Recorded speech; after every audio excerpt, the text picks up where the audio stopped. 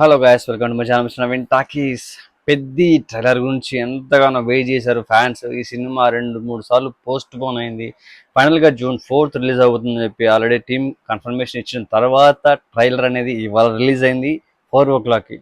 చాలా చాలా చాలా చాలా డిఫరెంట్గా, అంటే రామ్ చరణ్ మనం రంగస్థలం తర్వాత ఇంత డెడికేటెడ్గా, ఇంత దగ్గరగా, ఇంత ఒక పర్ఫెక్ట్ ప్యూర్ ఆర్టిస్ట్ యాక్టర్గా, అంటే ఆ స్లాంగ్, శ్రీకాకుళం లాంగ్వేజ్, శ్రీకాకుళం స్లాంగ్తో ఒక లోకల్, ఒక మారుమూల, ఒక గ్రామము, ఒక కొండ కింద బతికే ఒక ఊరు, ఆ ప్రాంతానికి సంబంధించిన ఒక పర్సన్, ఒక పల్లెటూరి అతను, అతని క్యారెక్టర్ ఏ విధంగా ఉంటుంది, అతను జీవితం ఏ విధంగా మలుపులు తిరుగుతుంది క్యారెక్టర్ అనేది ఈ సినిమాలో డిఫరెంట్ డిఫరెంట్ వేస్లో చూపించారు.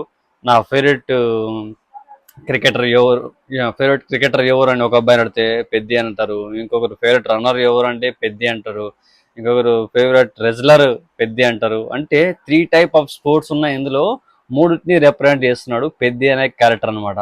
సో ఒక allrounder, all in one allrounder. ఈ 3 స్పోర్ట్స్ని, అంటే ఇది ఒక స్పోర్ట్స్ డ్రామా అని కూడా కంప్లీట్గా చెప్పలేము. ఒక ఊరికి సంబంధించిన పరువు ప్రతిష్ట అనుకుంటా. గెలిచేవాడు ఎవడైనా కానీ కొండ కింద బతికే ఊరోడై ఉండాలి అని చెప్పేసి ఆ డైలాగ్ ఉంది. సో ఏదైనా కానీ ఒక స్పోర్ట్ అని కాదు, ఆ ఊరికి సంబంధించిన ఒక రూపురేఖలు మార్చే విధంగా తిను కష్టపడ్డము. ప్రతి దానికి ఈయన పేరే, అంటే ప్రతి పేరు ప్రతి స్పోర్ట్కి ముందర రావడము, ప్రతి ఒక్కరు ఆ పేరుని తలుచుకోవడము, ఒక సంథింగ్ ఏదో డిఫరెంట్గా క్యారెక్టర్ డిజైన్ చేశాడు రామ్ చరణ్. అంటే 3 types ఆఫ్ ట్రాన్స్ఫర్మేషన్స్లో కనబడుతున్నాడు. ఒక ప్యూర్ లోకల్ ఊరు బాయ్గా, లేకపోతే ఒక రన్నర్గా, లేకపోతే అంటే ఈ క్లాసీ స్టైల్ కూడా ఉన్నాడు. రన్నర్గా, రెజ్లర్గా, ఎంత మొత్తం డిఫరెంట్ చేంజెస్, ట్రాన్స్ఫర్మేషన్స్ వేరే వేరేగా ఉన్నాయి. ఒక్కొక్క క్యారెక్టర్లో ఒక్కొక్క విధంగా కనబడుతున్నాడు. బాడీ పర్సనాలిటీ కావచ్చు, ఆ ఫేస్లో కావచ్చు, డిఫరెన్స్ అనేది క్లియర్గా పెట్టుకుంటూ వచ్చారు. మరి ఫైనల్గా ఏంటి అన్నది సినిమాకు సంబంధించిన ఆ క్యారెక్టర్ ఏంటి, రామ్ చరణ్ ఎవరు, ఏం చేస్తాడు, ఎందుకు ఈ స్టోరీ అన్నది కన్క్లూజన్ అయితే మనకి ఇవ్వాలి. ట్రైలర్ ఇంట్రెస్టింగ్గా కట్ చేశారు. ట్రైలర్ మనకు నచ్చే విధంగా చాలా యాక్షన్ కావచ్చు, ఆ సీన్స్ కావచ్చు, డైలాగ్స్ కావచ్చు, రామ్ చరణ్ స్లాంగ్లో ఉన్న డైలాగ్స్ కావచ్చు అద్భుతంగా ఉన్నాయి. ఇవన్నీ బాగున్నాయి. మనకు సినిమా క్లారిటీ ఇవ్వలేదు. ఏ పాయింట్ మీద సినిమా వెళ్తుంది, ఇది ఎందుకు జరుగుతూ ఉంది అని చెప్పి క్లారిటీ ఇవ్వలేదు. మనకు తెలుసు కదా మున్నా భయ్య మిర్జాపూర్లో మున్నా భయ్య కూడా మంచి క్యారెక్టర్ చేయబోతున్నాడు, మెయిన్ విలన్ అనుకుంటా. సో మనకు తెలుసు శివన్న కూడా మంచి క్యారెక్టర్ ఈ సినిమాలో. ఆ రెజ్లర్స్కి సంబంధించిన పెద్దగా సంథింగ్ ఏదో ఉంది, ఒక ఊరు పెద్ద మనిషిలాగా ఏమో చేస్తున్నారు. జగపతి బాబు క్యారెక్టర్ ఒకటి ఉంది. మనకు తెలుసు హీరోయిన్ మనకు శ్రీదేవి గారి కూతురు, ఆల్రెడీ మనకు దేవరలో ఎన్టీఆర్ గారితో వేసింది. మళ్ళీ ఇప్పుడు రామ్ చరణ్ గారితో పెద్ద సినిమాలో వేస్తూ ఉంది జాహ్నవి కపూర్. మరి ఏ విధంగా ఈ క్యారెక్టర్లని డిజైన్ చేశారు అన్నది కొంచెం డిఫరెంట్గానే ఉన్నది.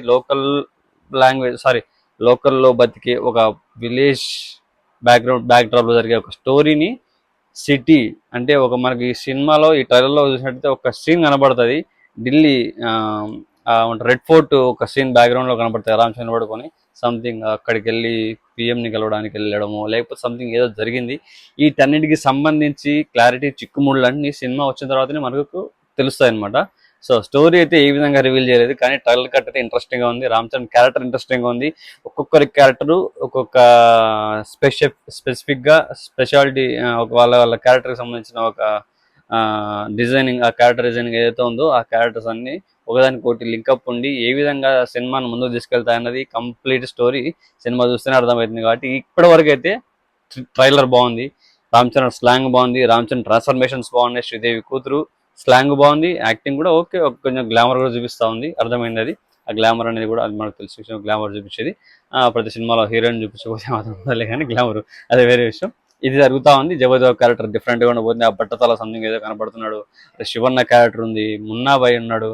సో మనకి ఇవన్నీ చాలా ఇంట్రెస్టింగ్ ఉండబోతున్నాయి. మరి ఎన్ని ఇంట్రెస్టింగ్ ఎలిమెంట్స్. బీజిఎం రెహమాన్ గారు బాగా కొట్టారు, బాగుంది. నాకు అప్పుడు గ్లిమ్స్ వచ్చినప్పుడు రామ్ చరణ్ గారి బర్త్డే టైంలో నాకు ఆ మ్యూజిక్ పెద్దగా ఎక్కలేనమాట, కానీ ఈసారి ఇంత మొత్తం చూసినప్పుడు కొంచెం బాగా క్లాసీగా అనిపిస్తూ ఉంది. ఎక్కడ ఎలా ఉండాలో అలా తగ్గినట్టుగా గట్టిగా మ్యూజిక్ అనేది ఇంపాక్ట్ క్రియేట్ చేసిందని చెప్పాలి. మరి మీకేమనిపించిందని ట్రైల్ చూసిన తర్వాత కింద కామెంట్ చెప్పేసండి.